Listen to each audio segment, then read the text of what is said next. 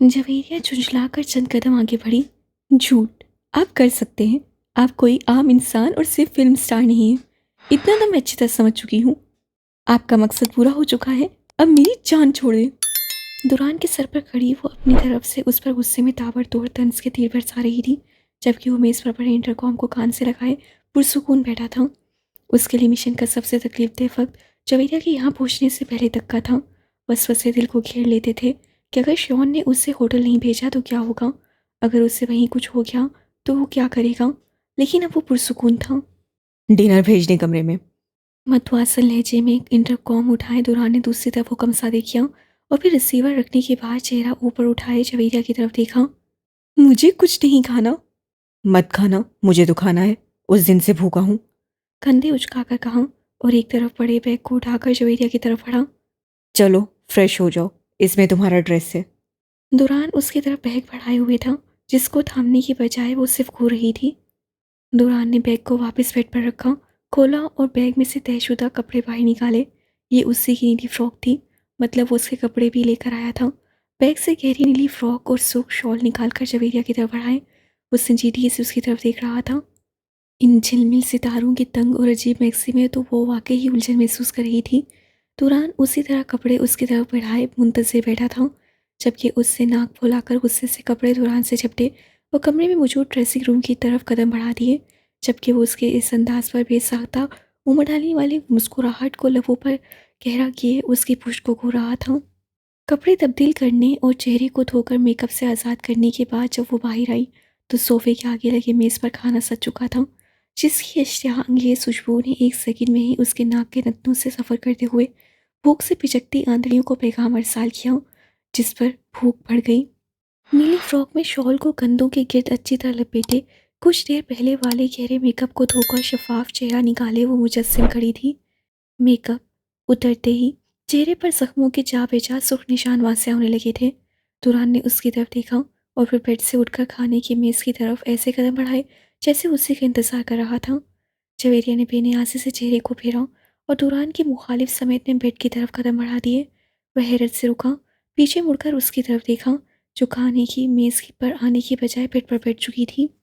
दुरान कुछ सेकंड उसी तरह उसकी तरफ देखता रहा और फिर खाने की मेज़ की तरफ चल दिया। वो गुस्से में भरी बैठी चोर निगाहों से बार बार उसकी तरफ देख रही थी, जो खाना शुरू कर रहा था। मेज़ चाइनीज़ खानों से भरा हुआ था। उफ, सालिम इंसान। नफरत और अकड़ से खाना छोड़कर यहाँ तो आकर बैठ गई थी, लेकिन अब एहसास हो रहा था कि भूख से तो जान निकल रही है और दुरान को एहसास तक नहीं था उसका। बेख्तियार आंखें भर आईं, आंसू इतनी तेजी से गालों पर बहने लगे कि वो उलझकर हाथ की पुश से उनको बार बार रगड़ने लगी। सर झुकाए वो उसी तरह बेदर्दी से आंसू साफ करने में मसरूफ थी, जब अचानक दुरान की रद्द-ए-अमल पर सटपट आ गई। वो कब करीब आया और कब उसके बाजू को थामकर उसे बेड से उठाया खबर ना हुई। क्या है, छोड़े मुझे। झुंझुला कर दुरान से बाजू छुड़ाने की कोशिश में गुस्से से चीखी, जबकि वो अनसुनी करता उसे जबरदस्ती सोफे तक ले आया। ढीठ मैं नहीं, तुम हो। बैठो यहाँ। कंधों से थामकर जबरदस्ती खाने की मेज़ के आगे सोफे पर बैठा था। वो इस पूरे अरसे में पहली मर्तबा उससे इतने रौब से मुखातिब हुआ। अब चुपचाप खाना शुरू करो, नहीं तो खाना कैसे खिलाना है ये मुझे अच्छे से आता है। रौब से कहता वो खुद सामने वाले सोफे पर परचुमान हो चुका था। दुरान के तेवर से साफ जाहिर था कि अभी अगर उसी लम्हे उससे खाना ना शुरू किया तो वो वाकई ज़बरदस्ती करेगा, और भूख तो वैसे भी शदीद लग रही थी। गुस्सा, नफरत और नखरा एक तरफ रखे खामोशी से प्लेट को उठाया और नूडल्स को प्लेट में ढेर किया। दुरान ने भन में ऊपर चढ़ाए एक निगाह उस पर डाली और भी खाने में मगन हो गया। उससे खाना खाने के अंदाज से साफ जाहिर था कि वो सच कह रहा है। उस रात से वो भी भूखा था। वो मुख्तलिफ चीज़ें उठा उठाकर उसकी और अपनी प्लेट में रख रहा था। खाने के दौरान बिल्कुल खामोशी छाई रही। वो अभी खाना खा ही रही थी जब दुरान खाना खाने के बाद नैपकिन से हाथ साफ करता अपनी जगह से उठा और कदम बेड की तरफ बढ़ा दिए। 2 कप चाय भिजवा दें। दुरान की आवाज़ कानों से टकराई। चाय का ऑर्डर देने के बाद वो फिर से वापस उसी जगह पर आकर बैठ गया। गहरी खामोशी का दौरानिया तो वील हो रहा था। जवेरिया ने सर झुकाए, हाथ और मुंह नैपकिन से साफ किए और बिना उसकी तरफ देखे चेहरा ऊपर उठाया। मैं आईएसआई का खुफिया एजेंट हूँ। दुरान ने धमाका किया था। वो जो निगाहें फेरे अभी सोफे पर से उठने वाली थी, चौंक कर उसकी तरफ देखा। संजीदगी का पैकर बना, वो शायद उसके देखने का ही मुंतजिर था। निगाहें मिली तो उससे कलाम का सिलसिला जोड़ा। इस वक्त तुम जो ये सब देख रही हो, ये सब एक मिशन का हिस्सा है। हमने तुम्हें अपने मकसद के लिए एक मोहरा बनाया, तुम्हें बिना बताए तुम्हें उन लोगों के हवाले किया। दुरान के लहजे में नदामत की आवाज़ से झलक थी। तुम्हारे साथ जो भी हुआ वो सब करना मेरी और एजेंसी की मजबूरी बन गया था, क्योंकि उन लोगों तक पहुंचने का सिर्फ यही एक रास्ता बचा था। दुरान ने आहिस्ते से सर को झुकाया और फिर चेहरा ऊपर उठाया। तुम एक बहादुर और मजबूत असाब की लड़की हो, ये हम जान गए थे। लेकिन अगर तुम्हें ये सब पहले बताते तो शायद तुम कभी भी इस मिशन का हिस्सा बनने के लिए तैयार ना होती और ना ही बुरहान की तकरीब में जाती। दुरान खामोश हो गया था। वो शायद अब उसके जवाब का मुंतज़िर था। अच्छा, तो दुरान मलिक ये थी वो हकीकत। तुम वाकई हाथ से ही बहुत हाथ निकले। पुरसरार नहीं, बहुत पुरस्रार निकले। बेहिस नहीं, बहुत ज़्यादा बेहिस निकले। ठीक है, ये सब एक मिशन था, लेकिन तुम्हें किसने हक दिया था कि तुम इस मिशन में मेरे जज्बात के साथ खेलते, मुझसे अपनी झूठी मोहब्बत का इजहार करते? जवेरिया ने गहरा सांस खारिज की और इत्मीनान से चेहरे को ऊपर उठाया। अगर आपने मुझे ये सब नहीं बताया था, तो मुझे इस बात का कोई गिला नहीं है, क्योंकि मुझ पर किए हुए एहसान के बदले के तौर पर मैं आपके किसी भी मकसद में आपका साथ देने के लिए हमेशा से तैयार थी। लेकिन मुझे दुख इस बात का है कि आपने ये सब करने के लिए मुझसे झूठी मोहब्बत का झांसा क्यों दिया? दुरान उसके आखिरी जुमले पर फुंचका गया। फौरन उसकी बात काटी। वो झांसा नहीं था, ये सच है, मैं तुमसे मोहब्बत करता हूँ। झूठ, बिल्कुल झूठ। मत गिराए मेरी नज़रों से खुद को अब इतना। आपको अंदाज़ा भी है कि आपने मेरी बेपनाह मोहब्बत को नफ़रत में तब्दील किया है। वो नफ़रत से नाक भींचे भराई आवाज़ में कहती उसकी सच्ची मोहब्बत को झूठा किरार देकर अपनी मोहब्बत को भी नफ़रत में बदलने का बता रही थी। इससे पहले कि दुरान कुछ और कहता, वो एक झटके से अपनी जगह से उठी और तेज़ तेज़ कदम उठाती 1 सेकंड से भी पहले बेड तक पहुंची। कंफर्टर गुस्से से खींचा और सर तक तान कर लेट गई। दुरान ने एक आबरू चढ़ाए और उसकी तरफ देखा। तुम नफरत नहीं कर सकती मुझसे, तुम्हारे जहन को नहीं पढ़ सकता, लेकिन अब तुम्हारे दिल की धड़कनों को सुन सकता हूँ। गहरी नज़रों से कंफर्टर में लिपटे वजूद को देखा। दरवाजे पर होने वाली दस्तक पर वो जो ख्यालों से बाहर आया, वो अपनी जगह से उठकर जल्दी से एक तरफ कोच पर पड़े मास्क को उठाकर चेहरे पर चढ़ाया। लंबे लंबे डाक भरता जब वो दरवाजे पर पहुंचा, मास्क पूरी तरह उसके चेहरे पर सेट हो चुका था। दरवाजे पर चाय आ चुकी थी। होटल की वर्दी में मलबूस लड़का चाय के लवाजमात से भरी चाय लिए दरवाजे के सामने खड़ा था। तुरंत दरवाज़ा खोलकर एक तरफ हुआ। वर्दी में मलबूस लड़का चाय की ट्रॉली को घसीटते हुए आगे आया। तुरान ने कुचट्टी निगाह बाहर दरवाजे की दाएं बाएं खड़े शियोन की गार्ड्स पर डाली, जो चौकन्ने दरवाजे के बाहर पहरा दे रहे थे। चाय रखने के बाद लड़का कमरे से वापस गया तो तुरान ने मास्क उतारा, बेड पर एक तरफ पड़े बैग में से फर्स्ट एड बॉक्स को निकाला और चाय की ट्रॉली पर रखा ट्रॉली को नरमाहट से घसीटा और बेड तक लाया। कंफर्टर में समेट कर ली थी। वो तुरान के कदमों की चाप को बेड के करीब अपने सर पर महसूस कर सकती थी। वो अभी चाय की खुशबू को सूंघ कर ही बेताब हो रही थी जब दुरान के पास बैठने का एहसास हुआ। उठो, पेन किलर लेकर चाय पी लो। ज़रूरत नहीं मुझे, उससे मैं फ़ौरन इनकार किया। ठीक है, चाय मत पियो, लेकिन मेडिसिन ज़रूरी है, जिद मत करो। मुझे पता है मेरे लिए क्या ज़रूरी है, प्लीज़ मुझे अकेला छोड़ दे। कंफर्टर के अंदर ही चेहरा दिए गुस्से में जवाब दिया, मगर अब की बार दुरान ने जवाब देने की बजाय खींचकर उस पर से कंफर्टर उतारा। जवेरिया ने खूनखार नज़रों से उसकी तरफ देखा, जो कंफर्टर खींचने के बाद आराम से अब फर्स्ट एड बॉक्स में कोई क्रीम उठा रहा था। क्रीम उठाकर उसकी तरफ पलटा और उससे घूरने से बेनियासी बरतते उसकी कलाई को थाम लिया। इतने घंटे हाथ पुश पर बंधे रहने की वजह से उसकी दोनों कलाइयों पर गहरे जख्म थे। दुरान ने बारी बारी उसकी दोनों कलाइयों के सुर्ख निशानों को कर्ब से देखा और फिर बेख्तियार ही हाथ में थामी दाई कलाई पर अपने लब रख दिए। वो जो तब से तेरवी चढ़ाई गुस्से से घूर रही थी। दुरान की इस जिसारत पर सांस अटक गया। दुरान ने जख्म पर से लब हटाए और कलाई के साम को अपनी बंद आंखों से लगाया। वो साकिन सांस के साथ किसी मुजस्सिम की तरह लेटी थी, जिस्म का सारा खून जैसे चेहरे पर जमा होने लगा था। दुरान ने उसकी तरफ देखे बिना कलाई को आंखों पर से हटाया और हाथ में पकड़ी ट्यूब में से क्रीम निकालकर अपनी उंगली की पोर पर रखी। सर को झुकाए क्रीम को बारी बारी उसकी दोनों कलाइयों के जख्म पर लगाया। कलाई पर क्रीम लगाने के बाद जैसे ही निगाह उसके चेहरे पर डाली, जवेरिया ने पूरी खुली आंखें झट से बंद की। पलकें गुलाल होते गालों पर लरस रही थीं। दुरान उसकी पेशानी पर बने जख्म को छू रहा था। अंगूठे की पोर से उसकी पेशानी पर बने उभार को छुआ। वो सिमट गई पलकों की कपकपाहट तेज हुई। दिल इतनी रफ्तार से धड़क रहा था जैसे अभी पस्सियां तोड़े बाहर निकल आएगा। पलकें इतनी वसी हो रही थी जैसे किसी ने उन पर पत्थर रख दिए हों। कहाँ थी वो नफरत, कहाँ था वो गुस्सा? वो तो हिल भी नहीं पा रही थी। वो अब क्रीम को उसके पेशानी के उपहार पर लगा रहा था। क्रीम को पेशानी के जख्म पर लगाने के बाद जैसे ही निगाहें उसके लबों के जख्म पर आईं, दिल किसी ने मुट्ठी में भींच लिया। जबड़े सबसे भींचे वो कर्बनाक निगाहें उसके लबों के कटे किनारों पर गाड़े हुए था। वो कितनी तकलीफ में रही होगी। उसके मुंह पर इतने घंटों तक कपड़ा बंधे रहने की वजह से जख्म बन गए थे। दुरान ने उंगली की पोर पर लगी क्रीम को आहिस्ते से उस दोनों अतराफ के जख्मों पर लगाया। जवेरिया की सिसकने और बंदी पट्टी में चीखने की आवाज़ें कान के पर्दों से टकराने लगी। बर्दाश्त जवाब दे गई। वो एक झटके से अपनी जगह से उठा और तेज तेज कदम उठाता टेरिस पर निकल गया। वो जो बेहिस्सो हरकत थी, दुरान के उठने पर सांस बहाल हुई। कपकपाती झुकी पलकें आहिस्ते ही से ऊपर उठी। आंखें सुर्ख हो रही थीं।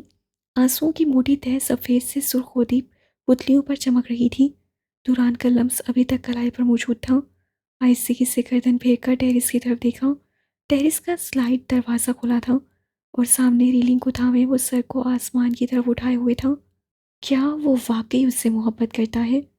आंसू आंख के किनारों से लुढ़क कर अब कान की तरफ सफ़र कर रहे थे। बर्बाद हुए, संसार हुए, एक एक से अदावत कर बैठे। फिर उस पे गस्ब ये टूट पड़ा, हम तुमसे मोहब्बत कर बैठे।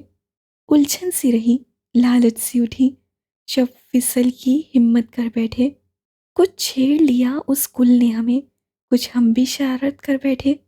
बेहाल किया, बेजान किया, हर लिहाज कयामत कर बैठे। ऐसे तो अधो नफरत ना करें, तुम जैसे मोहब्बत कर बैठे। जब बढ़ने लगे दोज़ख की तरफ, हर काम पे आफत कर बैठे। यस्सा भी रखेगा या दस्ता, रिंद ऐसी शिकायत कर बैठे। जो लोग थे अपने यार कभी, वो लोग अदावत कर बैठे। अब दुनिया की हमसे बात न कर, हम दुनिया पे लानत कर बैठे। यूं जिद ना करो, बेदिल ना बनो, आशिक की भी कुछ इज्जत रखो। अब आके लगा दो आग के हम, तैयार तो मैयत कर बैठे। एक अरसे करम ने मार दिया, फिर हसरत दिल अल्लाह अल्लाह, जो बात जुबां से कह ना सके, नसरों से इनायत कर बैठे। उसी पल में कैद कब 10 से 15 मिनट गुजरे पता ना चला। दुरान वापस पलटा तो उसने भी फौरन नसरों का सावया बदल दिया। वो वापस आया तो उससे निगाहें चुरा रहा था। उठो, मेडिसिन लो और चाय पी लो। दुरान की बदली हुई भारी आवाज़ पर उससे चौंक कर उसके चेहरे की तरफ देखा। क्या वो टेरेस पर रो रहा था? क्या वो उसके जख्मों को देख कर रो रहा था? दुरान ने हन्नूस निगाहें झुकाए मेडिसिन को उसकी तरफ बढ़ाया। वो उलझ गई। दिल डगमगाने लगा। कभी यकीन की दहलीज पर कदम रखता और कभी पीछे खींच लेता। जवेरिया ने खामोशी से हाथों के बल जिस्म को ऊपर उठाया और तकिए के सहारे बैठकर उसकी हथेली से मेडिसिन उठाकर मुंह में डाल ली। दुरान के हाथ से पानी का ग्लास पकड़ा और खामोशी से लबों से लगाया। दुरान अब चाय को कप में उंडेल रहा था। जैसे ही उससे ग्लास को मुंह से हटाया, वो चाय का कप उसकी तरफ बढ़ाए हुए था, जिसकी उससे बहुत तलब थी। जवेरिया ने खामोशी से हाथों के बल जिस्म को ऊपर उठाया और तकिए के सहारे बैठकर उसकी हथेली से मेडिसिन उठाकर मुंह में डाली। दुरान के हाथ से पानी का ग्लास पकड़ा और खामोशी से लबों से लगाया। दुरान अब चाय को कप में उंडेल रहा था। जैसे ही उससे ग्लास को मुंह से हटाया, वो चाय का कप उसकी तरफ बढ़ाए हुए था, जिसकी उसे बहुत तलब थी। दुरान के हाथ से चाय का कप थाम कर निगाहें झुकाए खून भरा वो अब अपनी चाय कप में डाल रहा था। तुमसे कुछ कहना है, प्लीज। गुस्सा करने की बजाय मेरी बात को ठंडे दिमाग से सोचना और फिर अपना फैसला सुनाना।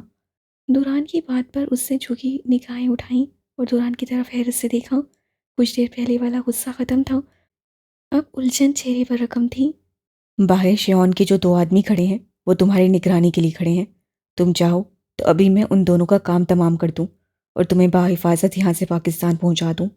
वो चंद सेकंड के तवक्कुफ के लिए खामोश हुआ। जवेरिया हमतन गोश थी। लेकिन अगर इस तरह तुम्हें मैं यहाँ से निकाल भी देता हूँ, तो हमारा श्योन तक पहुँचने का रास्ता बिल्कुल बंद हो जाएगा। और दूसरा, तुम्हारे सर पर श्योन नाम की तलवार सारी उम्र लटकती रहेगी, जो मुझे हरगिज़ गवारा नहीं है। मैं चाहता हूँ तुम आम लड़कियों की तरह बिना किसी खौफ की ज़िंदगी बसर करो। दूसरा रास्ता कौन सा है? हैरत में डूबी जुकाम सदा आवाज सी वो नासमझी से दुरान की तरफ देखते हुए पूछ रही थी। दूसरा रास्ता ये है कि इन दोनों आदमियों को ख़त्म करने के बाद मैं और मेरा साथी ज़ीक इनकी जगह उनका लिबास पहनकर और उनकी एंट्री कार्ड लेकर तुम्हें वहाँ वापस लेकर जाएं। आज दोपहर को तुमने जितनी भी इन्फॉर्मेशन दी वो सब अभी नाकाफ़ी है और हम इस ऑपरेशन को अब मुकम्मल तौर पर जड़ से ख़त्म करना चाहते हैं, जिसके लिए हमें इन्हीं के आदमी बनकर वहाँ घुसना है। हमें उनके तहखाने में फंसी तमाम लड़कियों को आज़ाद करवाना है और मुझे श्योन को जान से मारना है। आखिरी बात पर दुरान की कनपटी की रगें तन गई। वो जबड़े भींचे सबसे बोल रहा था। जवेरिया का चेहरा लट्टे की मानिंद सफ़ेद हुआ। परेशान ना हो, अगर तुम ये सब नहीं चाहती तो मैं तुम्हें वापस भेज देता हूँ और किसी दूसरे तरीके से उन तक पहुँचने की कोशिश करते हैं। अब की बार मैं ये सब एजेंसी के खिलाफ होकर करूँगा। मैं नहीं चाहता तुम। मैं जाऊंगी साथ। जवेरिया के बरजस्ता जवाब पर दुरान ने चौंक कर उसकी तरफ देखा। उसके चेहरे पर कोई खौफ नहीं था। वो सपाट मगर पुरअज़्म चेहरे के साथ बैठी थी। मैं नहीं जानती आप वहाँ से कौन सी इन्फॉर्मेशन कलेक्ट कर रहे हैं और आपका मिशन क्या है, लेकिन मुझे उस सहाने में कैद लड़कियों को आज़ादी देनी है। उसके लिए चाहे मेरी जान चली जाए। वो रस्म लहजा था। दुरान चंद सेकंड उससे दिखता ही रह गया, फिर लब पीछे सर को अस्वाद में हिलाया। खौफ अपनी जगह था, लेकिन जब दुरान ने कहा कि वो श्योन को मारना चाहता है तो उसकी आंखों में अपने लिए इज्जत का जो दर्जा उसने देखा वो उसकी बेपनाह मोहब्बत को मात दे गया। खुदगर्ज वो नहीं था, वो खुद थी। कैसे भूल गई थी कि उसने क्या कुछ नहीं किया था उसके लिए। दुरान की बातों और उसके मकसद की पाकीज़ी ने अचानक एक अजीब से जज्बे से हमकना किया। उसे श्योन के तहखाने में खड़े होकर अपने कहे हुए अल्फाज याद आ गए। वो एकदम से पुरसुकून हो गई थी। तुम्हें अब सोना चाहिए क्योंकि सुबह होते ही हमें अपनी तैयारी मुकम्मल करके निकलना होगा। दुरान ने कंफर्टर उसकी तरफ बढ़ाते हुए कहा तो वो चौंक कर आहिस्तगी से सरसवाद में हिला गई और दुरान के हाथ से कंफर्टर लेकर लेट गई। वो कुछ देर पुरसोच निगाहें चाय के कप पर गाड़े बैठा रहा और फिर एक झटके से वहाँ से उठकर काउच पर रखे लैपटॉप की तरफ बढ़ गया। बेवरली हिल्स में सुबह के 10 बजे सूरज की ठंडी मगर रोशन किरणें चार सौ फैल चुकी थीं। फिल्म नगरी से जुड़े लोगों का ये नगर मामूल की चहल पहल का शिकार हो चुका था। तारकोल में लिपटी स्याह शफाफ सड़क और उस पर दौड़ती भागती गाड़ियों में से एक टैक्सी भी मतवाजन रफ्तार में सड़क पर चलते हुए सुस्त हुई और फिर एक बुलंद सफ़ेद और सलेटी रंग इमारत के सामने रुकी। आसमान से बात करती खूबसूरत इमारत। ये बेवरी हिल्स की मशहूर कीमती रिहायशी कंपार्टमेंट और फ्लैट्स की इमारत थी, जहाँ हॉलीवुड में काम करने वाले बहुत से छोटे अदाकार और उस पेशे से वाबस्ता दूसरे लोगों की रिहाइश थी। टैक्सी का दरवाज़ा खुला और उसमें से निकलने वाली लड़की जेसिका थी। हल्का सब्ज पैरों को छूता बंद गरम कोट, सुर्ख ऊंची हील के बंद जूते, दीदा से मेकअप से लेस चेहरा, सुनहरी खुले गर्दन को छूते मुलायम बाल। वो बेहद हसीन लग रही थी। वो टैक्सी से उतरी और चेहरा उठाए अपनी छोटी आंखों को मजीद सकोड़ कर इमारत का जायजा लिया। लबों पर मुबहिम सी मुस्कुराहट उभरी और फिर सिमट गई। चंद सेकंड्स यूं ही इमारत को देखते रहने के बाद उससे खुरमा खुरमा कदम इमारत की जाने बढ़ाए। पिछले 3 दिन से अनिल उसका फ़ोन नहीं उठा रहा था और ना ही उसे किसी भी पैगाम का जवाब दे रहा था। वो जानती थी कि वो अपने राज के यूँ फाश हो जाने पर घबरा गया है और उसके रद्द-ए-अमल के डर से अब उसका फ़ोन नहीं उठा रहा है। अनिल का पता मालूम करना अब उसकी काफ़ी मालूमात के बाद कोई मुश्किल काम नहीं था। थोड़ी सी जिद्दोजहद के बाद 2 दिनों में ही वो उसके रिहायशी फ्लैट तलाश करने में कामयाब हो गई थी। वो अब इमारत की लिफ्ट में खड़ी थी। लिफ्ट के बंद होते ही उसे सरहद से ऊपरी कोट उतारा, बैग में से मोबाइल निकालकर जल्दी से अपने चेहरे को देखा, बालों को दुरुस्त किया। कोट के नीचे वो ढीली सी सफ़ेद टी शर्ट के नीचे जीन्स पहने हुए थी। लिफ्ट तीसरी मंजिल पर रुकी। यहाँ मुकम्मल राहदारी और दाएं बाएं थोड़े थोड़े फासले में खूबसूरत अपार्टमेंट थे। इर्द गिर्द देखती वो मतलूबा अपार्टमेंट के सामने रुकी और फिर लजाजत की लाली चेहरे पर सजाई घंटी पर हाथ रख दिया। ये अनिल का अपार्टमेंट था। इतना महंगा अपार्टमेंट। आखिर को वो इतने बड़े फिल्म स्टार का पीए था। ये अपार्टमेंट और बेवरली हिल्स में रिहाइश वो सब अफोर्ड कर सकता था। वो उसके बारे में बची कुची मालूमात भी इकट्ठी कर चुकी थी। वो लबों को आपस में मिलाती और कभी मुबहिम से मुस्कुराती, मुंतज़िर निगाहें दरवाजे पर जमाई हुई थी। अनिल की इमारत ने उसको मुतासिर ज़रूर किया था, लेकिन ये सच बात थी कि उसकी खुफिया मोहब्बत ने उसका दिल जीत लिया था। क्लिक की आवाज़ के साथ दरवाज़ा खुला। बिखरे बाल और अधखोली नींद से बोझल होती आंखों समेत अनिल सामने खड़ा था। वो गालबन सोया हुआ था, इसलिए अभी भी स्याह रंग के नाइट गाउन में मलबूस था।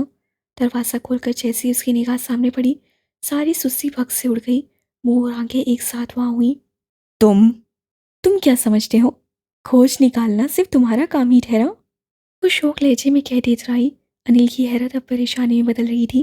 वो उसकी हालत से महसूस होती हुई मुस्कुराहट दबा दी। सांवली रंगत पर स्याह घने बालों वाला वो एक पुरकशिश मर्द था। शौक चंचल जिंदा दिल। वो बिल्कुल उसके मिजाज के मुताबिक शख्सियत का मालिक था। अंदर आने का नहीं कहोगे? आ, आओ। वो गड़बड़ा कर रास्ते से हटा। चेहरे पर हवाइयाँ थीं। अब वो पता नहीं क्या कुछ पूछेगी और वो क्या जवाब देगा। दुरान की कोई खबर नहीं थी। जवेरा की परेशानी और अब ये जैसिका को यूं सामने देखकर वो हास वाक्ता हो गया था। शुक्रिया, मोहब्बत से कहती वो बड़े हक से कदम अपार्टमेंट की दखली दरवाजे के अंदर रखे। गहरे भूरे रंग का लकड़ी का फर्श, कुशीदा और कीमती फर्नीचर से लेस लाउंज, ओपन किचन और हर सजावटी चीज़ की खूबसूरती अनिल के बेहतरीन और शाइस्ता शौक के आकाश थी। बहुत अच्छा है घर, मुतासिर हुई मैं। वो सताइशी निगाहों को घुमाती हुई चहक कर उसकी तरफ मुड़ी, जो उसके अंदाज को देखकर उलझा हुआ था। उसकी सोच के मुताबिक तो अब तक जैसिका को गुस्से में उसके सर में कुछ मार देना चाहिए था, लेकिन ये क्या? वो तो कुछ मुख्तलिफ रद्द-ए-अमल ज़ाहिर कर रही थी। जैसिका उसके फ्लैट की तारीफ करने के बाद अब सवालिया नज़रों से उसकी तरफ देख रही थी। शुक्रिया, बैठो। अनिल ने हलचल होते हुए बिखरे बालों में हाथ फेरा और उसको बैठने का इशारा करता हुआ खुद भी तसबसब हालत में उसके सामने के सोफे पर परचुमान हुआ। वक्त सिरक रहा था और वो सोफे पर खामोश बैठी थी। अनिल उसके बिल्कुल सामने परेशान बैठा उसके बोलने का मुंतजिर था। चंद लम्हों की छाई गहरी खामोशी को जैसिका नहीं तोड़ा। मैं ये हरगिज़ नहीं पूछूंगी कि तुम मेरा फ़ोन क्यों नहीं उठा रहे हो और मेरे पैगाम का जवाब क्यों नहीं दे रहे हो, क्योंकि मैं समझ सकती हूँ तुम पर क्या गुजर रही है। वो शर्माते हुए ठहर ठहर कर लफ्ज़ों की अदायगी करती उसे मज़ीद परेशान कर गई। समझ से सब बाहर था। दुरान की मर्ज़ी के खिलाफ एक लफ्ज़ भी जैसिका को नहीं बता सकता था। थूक निकलकर बेदकान लफ्ज़ों से तो उम्मीद बांधी। जैसी मैं तुम्हें सब बताने वाला था। कुछ मत बोलो, तुमने बोलने के लिए कुछ छोड़ा ही नहीं। मतलब मैं हैरान हूँ, कोई किसी से इतना प्यार कैसे कर सकता है? मतलब कोई मेरे साथ इतना प्यार कैसे कर सकता है? वो गर्मजोशी से कहती गोल-लाल हुई। अनिल ने मुँह खोले होंठों की तरह उसकी तरफ देखा। प्यार? दिमाग में इस लफ्ज़ के धमाके हुए। ओह खैर, वो क्या समझ कर बैठ गई थी। यहाँ तो सारा मामला ही उलट गया था। मैं इतनी खुशकिस्मत हूँ कि मुझे इस बात का यकीन नहीं हो रहा। उस दिन से पाँव ज़मीन पर नहीं उतर रहे। मैं तुम्हारे मुँह से सुनना चाहती हूँ सब। तुमने मुझे कहाँ देखा? कब मुझसे इतनी मोहब्बत हुई? सब जानना है मुझे। वो एक ही सांस में इतना कुछ भूल गई। अनिल ने सटपटाकर हाथ हवा में खड़ा किया। 1 मिनट। रवूट की मानिंद एक झटके में सोफे पर से उठा और तेज तेज कदम उठाता कमरे की तरफ बढ़ा। कमरे में दाखिल होते ही फ़ोन की तरफ लपका और बेड साइड मेज़ पर से फ़ोन उठाकर उजलत में दुरान का नंबर मिलाया। नंबर हनूस बंद था। उससे परेशानी में बालों को मुट्ठी में जकड़ा। अब उसको क्या कहूँ? समझ से बाहर था। वो निचले लब को बेचैनी से कुचल रहा था जब दरवाजे पर दस्तक हुई। जैसिका उसे पुकार रही थी। मोबाइल को हाथ में पकड़े उजलत में आगे बढ़ा। जैसे ही दरवाज़ा खुला, उससे टकराते हुए बचा। वो शायद कमरे में दाखिल होने वाली थी। उसकी ये सारी जरूरत उसकी गलतफहमी की वजह से थी। वो अनिल को अपना कोई खुफिया चाहने वाला समझ बैठी थी। क्या हुआ अनिल? मैं तुमसे नाराज़ तो नहीं हूँ। तुम इतना घबरा क्यों गए हो? मैं कुछ नहीं कहूँगी तुम्हें। मन में इकट्ठी किए वो अनिल से उसी घबराहट की वजह दरियाफ्त कर रही थी। दरअसल मेरी तबीयत ठीक नहीं है। झट से झूठ का सहारा लिया और सूरत पर मासूमियत तारी करते हुए माथे पर आए पसीने को साफ किया। जैसिका से निगाहें चुराकर कदम फिर से लॉन्च की तरफ बढ़ा दिए। झूठ बोलने से उसे नफरत थी, लेकिन दुरान की आदत आज वो ये भी कर गुजरा था। ओह, क्या हुआ तुम्हारी तबीयत को? तुमने बताया क्यों नहीं मुझे? तुम्हें तो बहुत पसीना भी आ रहा है। वो एकदम परेशानी से आगे बढ़ी और एक ही जिसमें अनिल के सोफे के करीब आ गई, जहां वो बैठ रहा था। वो परेशान सी सूरत लिए अनिल के बहुत करीब बैठ गई। वो मैं अनिल उसके यूं पास आकर बैठने पर और पुंचका गया। समझ में नहीं आ रहा था उसके इस तरह के अमल पर क्या रद्द अमल जाहिर करे। अनिल, तुम्हें डॉक्टर के पास जाना चाहिए। डॉक्टर? हाँ, गया गया था मैं। रात को मेडिसिन भी ली है। एक ही सांस में तीन जुमलों का अगला झूठ बोला। अच्छा, तो फिर मैं तुम्हारे लिए कुछ बना देती हूँ, नाश्ता बना देती हूँ। नहीं, वो मैं कर चुका हूँ। फिर से झूठ। एक झूठ को छुपाने को बहुत से झूठ उसकी जान पर बन गई। चलो, फिर मैं सूप बना देती हूँ। मैं सूप बहुत अच्छा बनाती हूँ। तुम पियोगे तो तुम्हें आराम मिलेगा। वो चहक कर गोया हुई और झट से अपनी जगह से उठी और बाजू में पहने स्प्रिंग ब्रेसलेट से खुले बालों को पोनी में कैद कर लिया। वो गड़बड़ाकर उसके पीछे ही सोफे से उठा। इससे पहले वो कुछ बोलकर मना करता, जैसिका बेतकल्फी से किचन की तरफ बढ़ गई। किचन में एक तरफ खड़े फ्रिज को खोला और मतलूबा चीज़ें लिए निगाहें घुमाने लगी। चीज़ों की मौजूदगी पर मुतमिन होकर जैसे ही वापस पलटी, वह मुश्किल अनिल से टकराते हुए बची, जो माथे पर हाथ रख के खड़ा था। तुम बैठो, मैं खुद तलाश कर लूंगी सब। बैठो, जाकर आराम करो, लाड से कहती हुई वो मुस्काई। अनिल ने गहरी सांस खारिज की और लॉन्च की तरफ पलटा। वो मुस्कुराती हुई तेजी से सूप की तैयारी में मगन हो गई। लाउंज में बैठकर भी वो बार बार जैसिका की तरफ देख रहा था, जो बहुत बड़ी गलतफहमी का शिकार उसके लिए खाना तैयार कर रही थी। प्यार और वो, इस लफ्ज़ को फरमोश किए तो कितने साल बीत गए थे। जैसिका के साथ वो जो भी फ्लर्ट करता रहा था, वो सब दुरान के कहने पर था। तब वो सब एक खेल की तरह बिना कुछ महसूस किए करता गया। लेकिन आज जैसिका का यूं शर्माना और ख्याल करना, बेशक ये सब परेशान कुन था, लेकिन बुरा नहीं लग रहा था। उसे सोफे से पुष्टि खाई और गहरी सांस खारिज करते हुए जेब में से मोबाइल निकाला, दुरान का नंबर डायल किया और कान से लगाते ही मुंह बसोर का वापस सोफे पर पटक दिया। दुरान उसे इतना बेवकत क्यों कर गया था? जवेरिया को तलाश करने में वो हर वक्त उसके साथ रहना चाहता था। बेचैनी से छत को घूरते हुए वो एक बार फिर से उलझ गया।